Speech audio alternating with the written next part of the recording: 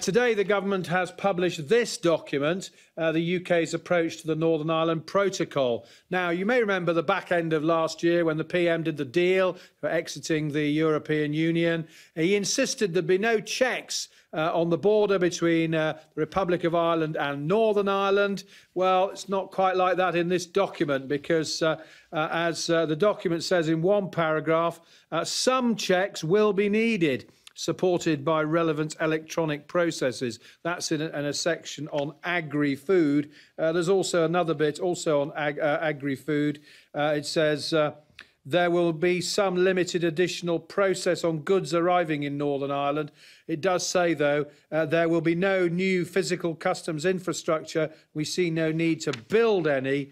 We will, however, expand some existing entry points for agri-food goods to provide for proportionate additional controls. So checks, controls, process. Now, that's in the document.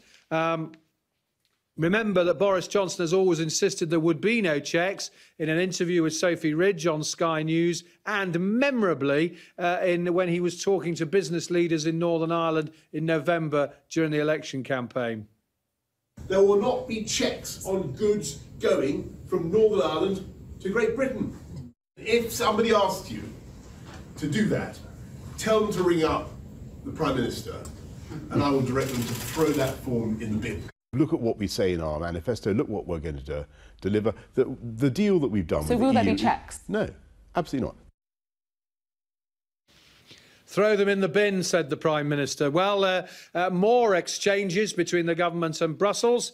Here we have the reply from Michel Barnier to the letter sent by David Frost yesterday, which we reported on. Do you remember that David Frost was complaining that the British government was perplexed about some of the things that Brussels was demanding, negotiations on the things like tariffs and so on. As Michael Gove put it yesterday, the EU's insisting that the UK has to play by the rules of a club that it no longer belongs to. Well, today, Mr Barnier's hit back, saying, I would not like the tone that you've taken to impact the mutual trust and constructive attitudes essential between us. He says the place to have these discussions is in the formal negotiations. And he says at one point, regardless of what your letter suggests, there's no automatic entitlement to any benefits that the EU may have offered or granted in other contexts and circumstances to other very different partners. Now, that was in response to